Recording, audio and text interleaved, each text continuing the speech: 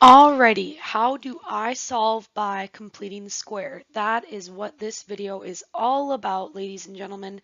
So you are going to need your foldable notebook, a pen or a pencil, and possibly a calculator. Probably not likely unless you really need a calculator for that basic math, okay? So the steps to complete the square, you need to write these 5 steps down on the front of your foldable. Your foldable should be a simple fold in half, and you need to write these 5 steps on the front of it. The first step is make sure the lead coefficient is 1, or the coefficient that goes with the x squared term is 1.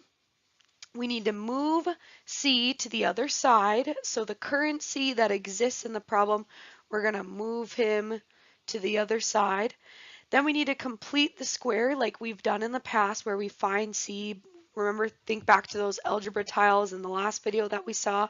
So we're going to come up with another C that we're going to put on the left, and we're going to have to put it on the right because whatever we do to one side of an equation, we're going to have to do to the other. And then we're going to solve, and then don't forget, remember your plus or minus, all right? So pretty please make sure you get these 5 steps written on the front of your foldable. Okay, so our first step in solving to complete the square is to make sure that our first term is 1. And our first term, or our A term in this example, is 1. Our B term is 4, and our C term is 1. My second step is to move my current C to the other side so we can complete the square. So we're going to have to minus 1 from both sides, all right? So that leaves me with x squared plus 4x, now leave a space here, equal to 0 minus 1 is a negative 1, okay? So remember in our previous video, we had an algebra tile, a rectangular algebra tile, a rectangular algebra tile, another one. This was my x squared, this was x, this was x, this was x. We needed 4 x's because that's what we have in the problem. And then we had to figure out how many little 1 unit guys fit to complete the square. So that's what we did in the last video geometrically, but the formula for C, remember, was B divided by 2 squared. So my B in this problem is 4. Divided by 2 is 2. And then if we square it, so it would be 4 divided by 2 is 2. And that thing is squared is still 4. So that's what we're putting here. We're replacing this C with a 4. But whatever we do to one side, because we added 4 to the left side, we're going to have to add 4 to the right side of my equation in order to maintain equality. So that's a very key step, that when we add our new C in on the left, we're also going to have to add him in on the right. Okay, so now we're left with, on the left-hand side, x squared plus 4x plus 4. And my next step in the front of your foldable tells me that I need to solve. How we solve is by factoring on this left-hand side. The whole point of getting this new C was getting something that we can factor. So x times x gets me back x squared. Factors of 4 are 2 and 2, or 4 and 1. I want a positive 2 and a positive 2 because 2 times 2 gets back to 4, and 2x plus 2x gets back to the middle term, 4x. And that's all equal to a negative 1 plus 4, which is 3. All right, you guys, so we have x plus 2 and x plus 2 in our parentheses. That's the same thing.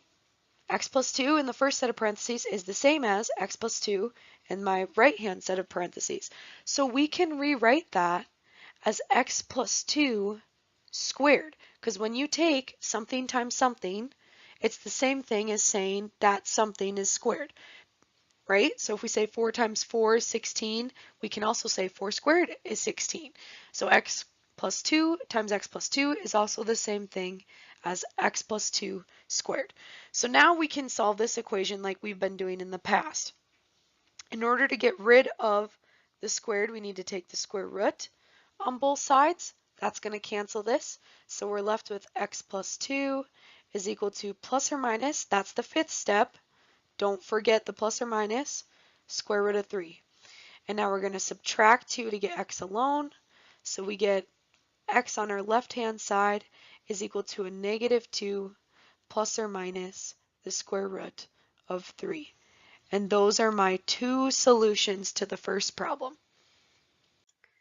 Okay, let's look at another example where the leading coefficient is 1. So that's step 1 already done for me, right?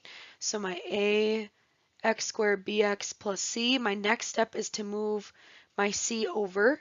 So we're going to get x squared minus 12x, leave some room, is equal to, if we minus a 4 from both sides, we're going to be equal to negative 4. Now we need to find b.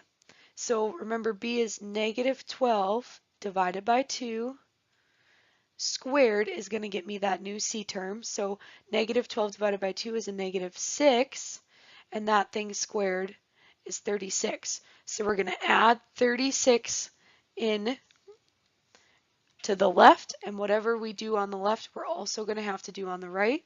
So I'm going to have to add 36 to the right. Now we can factor. That's my next step, start the solving process. So we can factor this left-handed side.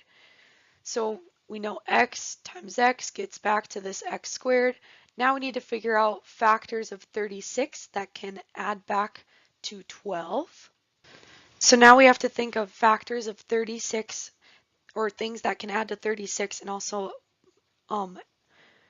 multiply to 36. Sorry, things that multiply to 36 and add to 12.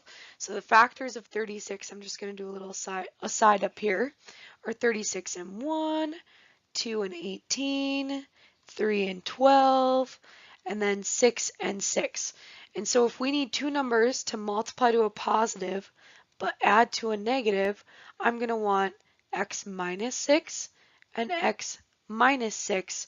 So that way, negative 6 times negative 6 gets back that positive 36, and negative 6 plus negative 6 gets back that negative 12.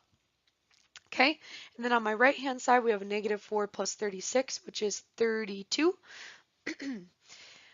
So we all know that x minus 6 times x minus 6 is going to be x minus 6 squared equal to 32. To keep solving, we need to square root in order to get this to cancel. So now we have x minus 6 is equal to plus or minus the square root of 32.